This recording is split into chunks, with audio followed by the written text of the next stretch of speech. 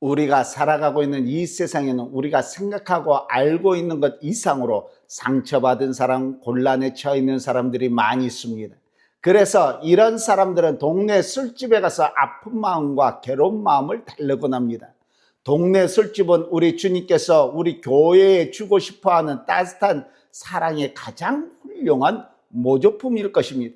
은혜 대신에 술을 나눠주면서 현실 도피적이긴 하지만은 포근하고 편안하고 포용적인 그런 분위기를 제공해 줍니다. 또 충격적인 그런 일도 없습니다. 아주 민주적입니다. 비밀을 이야기할 수도 있고 우정을 나눠주고 오해도 풀립니다. 그래서 대부분의 사람들은 술 몇 잔 값에 이 모조품을 찾아서 헤매고 다니는 것입니다. 우리 서울 방배경찰교회는 나는 이제 죽었습니다. 나는 이제 쳤습니다. 나는 이제 끝장났습니다 하는 분들이 두 손 들고 나올 수 있는 그런 편안한 그곳이 되어야 될 줄로 믿습니다.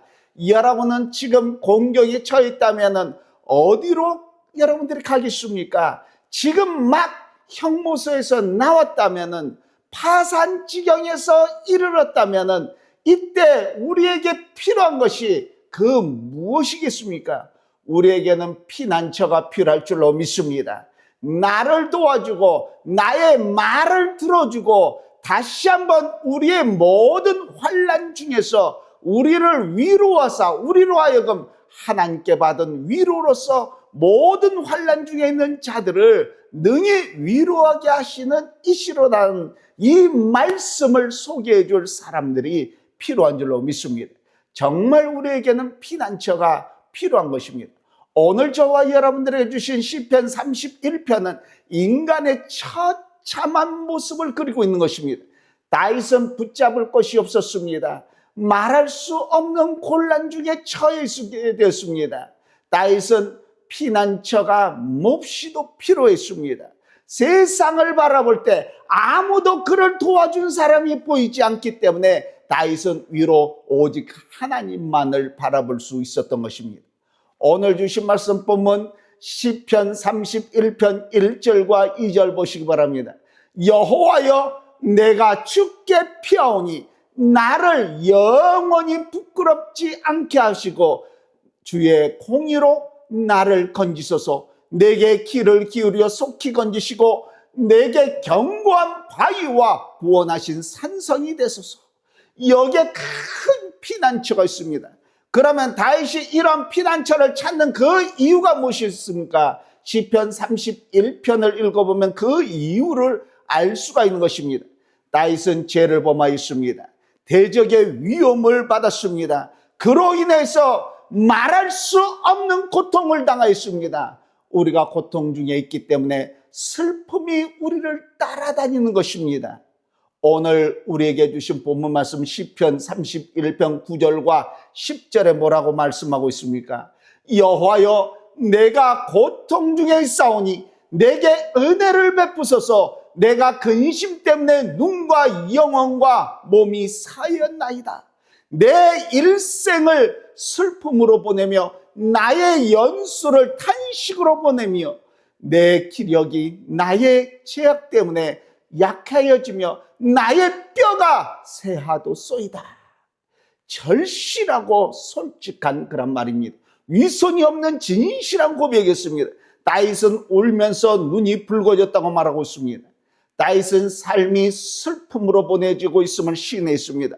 모든 것이 암담하고 희망이라고는 거의 찾아볼 수 없고 내일이라고 해서 상황이 달라지라고도 기대할 수도 없게 되었습니다.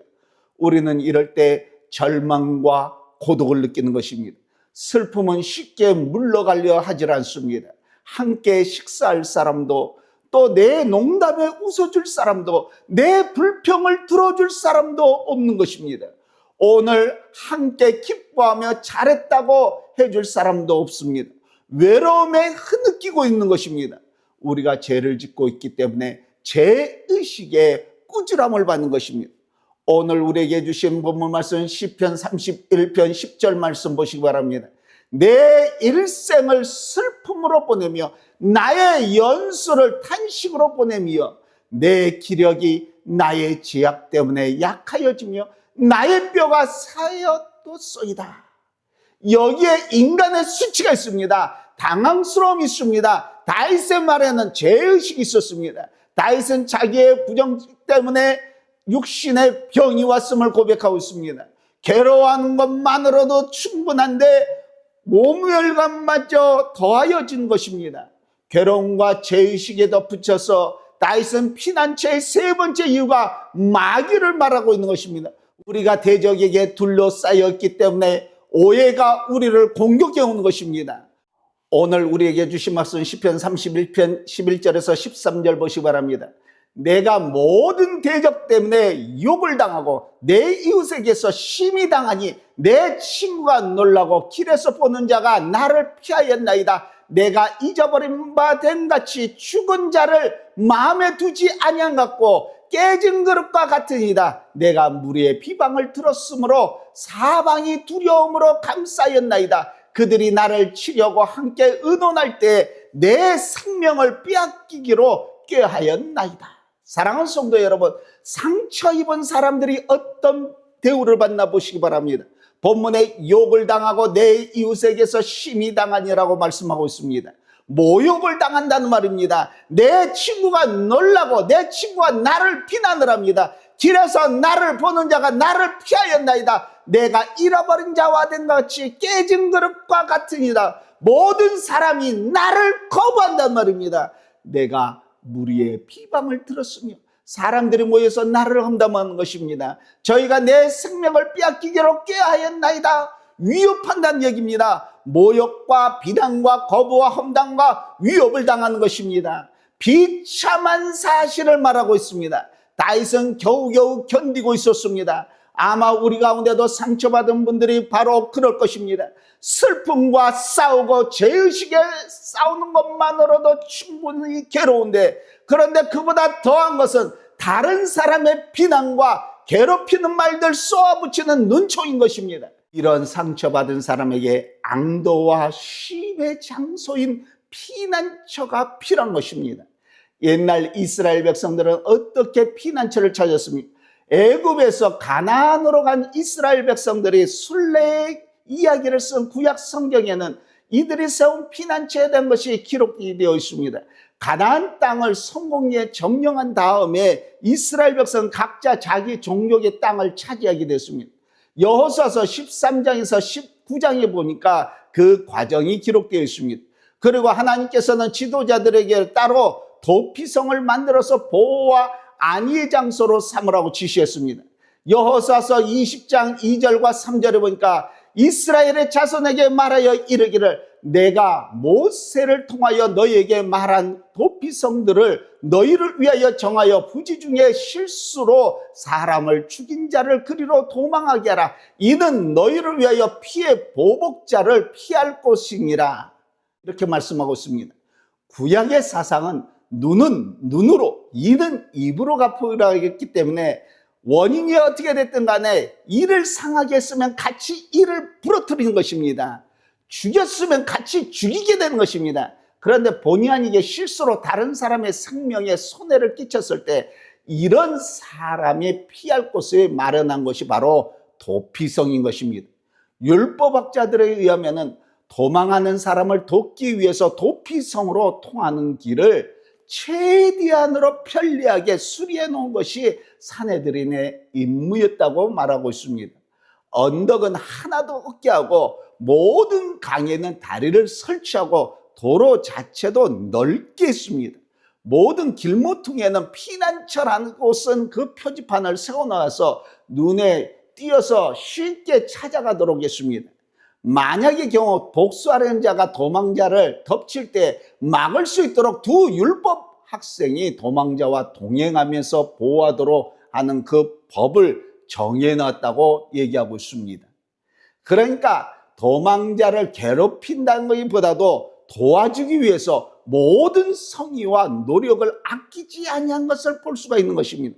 공경에 처해 있는 사람들은 적의 잔인한 폭력을 당하지 않도록 보호되어야 됐습니다. 이 피난처의 표시가 분명해서 누구든지 이용할 수 있음을 많이 다 알겠습니다. 그리고 피난처에 들어오면 누구도 손을 댈 수 없이 안전이 보장된 보호의 그런 구역이었습니다. 그러면 어떻게 이 피난처에 들어가게 됩니까? 공경에 처해 있는 사람은 이 피난처의 요새로 달려옵니다. 도착해서는 자기의 공경을 상세하게 말을 합니다. 그래야지만이 입성이 허락되는 것입니다. 이 성에 들어가는 사람들은 불쌍하게 실수를 저지른 사람들이었습니다. 고의적이 아닌 뜻하지 않은 공격의 희생자들이었습니다. 아마도 이 피난처로 내달려온 사람들은 어떤 일로 심한 정신적인 충격을 받고 그것이 꿈이었으면 하는 바람으로 심한 압박감에 눌리고 놀래서 가슴이 두근두근거렸을 것입니다. 옛날에 피난처의 주 목적은 사랑하는 사람의 원수를 갚기 위해서 쫓아가는 사람들로부터 도망하는 사람을 보호하기 위한 것이었습니다. 여호수아서 20장 5절에 피해 보복자가 그의 뒤를 따라온다 할지라도 그들은 그 살인자를 그의 손에 내주지 말지니 이는 본래 미워함이 없이 부지 중에 그의 이웃을 죽였음이라 이렇게 말씀하고 있습니다. 사랑하는 성도 여러분, 민수기 35장에는 보다 더 자세하게 상세하게 고의적인 살인자와 비고의적인 살인자의 그 차이를 말씀하고 있습니다. 철의 연장이나 사람을 죽일 만한 돌을 들고 사람을 쳐 죽였으면 이것은 고의로 살인한 것으로 인정을 하는 것입니다. 사람을 죽일 만한 나무 연장을 손에 들고 쳐 죽였을 때에도 고의로 살인한 자라고 인정해서 반드시 죽일 것이요, 원수를 갚는 자가 친히 원수를 갚을 수 있게 했습니다. 이런 사람은 유대법에 따라서 수용소에 입소가 허락이 되지를 않습니다. 그러나 원한이 없이 우연히 사람을 밀치거나 돌로 사람을 쳐서 죽였다면 이것은 원한이 없고 해하려고 하는 고의성이 없는 그런 살인인 만큼 회중이 원수 갚으려는 사람의 손에서 살인자를 건져내어서 도피성으로 돌려보낼 것이고 그는 대제사장이 죽기까지 거기에서 거할 것이라고 말씀하고 있습니다. 그러니까 본의 아니게 실수를 해서 사람을 죽였다고 해도 이 사람은 도피성에만 있으면은 언제든지 안전을 했던 것입니다. 그리고 재미있는 사실은 대제사장이 죽음으로 살인자는 영원한 용서를 받는 셈이 되었습니다. 비로소 그때 그는 아무런 두려움이 없이 도피성을 떠날 수 있게 되었던 것입니다. 사랑하는 성도 여러분, 하나님께서 무엇 때문에 이곳에 우리 서울 방배경찰 교회를 세워주셨습니까? 우리에게는 멋진 예배당의 건물이 없습니다. 그러나 우리 서울 방배경찰 교회는 예배드리는 건물의 외양은 좀 초라할지 모르지만은 절망에 빠진 사람에게 소망을 안겨주는 그런 교회입니다. 공포에 쌓인 영혼이 참된 영혼의 평강을 얻는 것입니다. 상처받는 영혼을 싸매주는 교회가 바로 우리 서울 방배경찰교회인 줄로 믿습니다. 우리는 이런 것을 폭풍우의 피해자로부터 피난처라고 부릅니다. 아픔을 당한 사람을 위한 이 교회, 상처 입은 가슴, 산산조각난 그 꿈에 표류하는 그 영혼을 돌봐주는 곳이 바로 우리 서울 방배경찰교회인 줄로 믿습니다. 사도 요한은 요한 1서 3장 16절에서 18절에 그가 우리를 위하여서 목숨을 버리셨으니 우리가 이로써 사랑을 알고 우리도 형제들을 위하여 목숨을 버리는 것이 마땅하니라. 누가 이 세상의 재물을 가지고 형제의 궁핍함을 보고도 도와줄 마음을 닫으면 하나님의 사랑이 어찌 그 속에 거하겠느냐. 자녀들아, 우리가 말과 혀로만 사랑하지 말고 행함과 진실함으로 하자라고 말씀하여 주신 줄로 믿습니다. 피난처를 필요로 하는 사람들이 술집에 모인 것도 오래된 그런 얘기입니다. 이제 우리 교회가 바로 이 피난처로 만들어질 때인 줄로 믿습니다. 용서의 등불을 밝히 켜고 은혜의 횃불을 높이 들 때인 줄로 믿습니다. 이제 만세반석 되시는 우리 주 예수 그리스도를 통해서 상처받은 영혼들이 고침을 받고 구원을 받을 수 있는 피난처가 여기 있다는 것을 알려야 될 줄로 믿습니다. 사랑하는 성도 여러분, 여기 우리 서울 방배경찰교회가 피난처로 있습니다. 상처받은 분들, 또 환난당하는 분들, 두려워하는 분들, 절망에 빠진 분들 모두 나와서 구원받는 역사가 일어나시기를 오늘도 우리 주 예수 그리스도의 이름으로 간절히 축원합니다.